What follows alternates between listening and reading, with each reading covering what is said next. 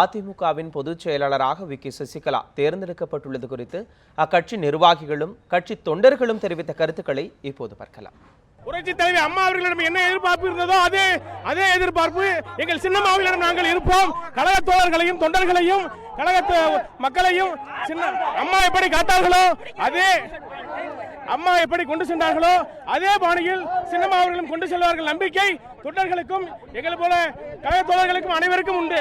இப்போது பொதுச் செயலாளராக தேர்ந்தெடுக்கப்பட்டிருக்கும் எங்கள் இதயம் சின்னம்மா அவர்களின் வழியில் நாங்கள் 1.5 கோடி தொண்டர்களும் அவர்கள் வழியில் நின்று கட்சி மேலும் மேலும் வளர அவர் தலைமை ஏற்போம் என்பதை இந்த இடத்தில் உறுதியளிக்கிறோம். தலைமை பொறுப்பேற்று இன்றைக்கு கழக அடிமட்ட தொண்டர்களையும் இன்றைக்கு ஏழை எளிய மக்களுக்கு வழங்கிய திட்டங்களையும் சின்னம்மா அவர்கள் செய்து மக்களை வாழ வைக்க வேண்டும். நம்முடைய இதய தெய்வம் அம்மாவினுடைய நல்லாட்சியை நம்முடைய சின்னம்மா தலைமையிலே கொடுப்பார். அவர் விட்டு சென்ற பணியை இந்த 1.5 கோடி தொண்டர்களை சின்னம்மா அவர்கள் காப்பார்கள். தமிழ் இனத்தை காப்பார்கள், தமிழ் நாட்டை காப்பார்கள்.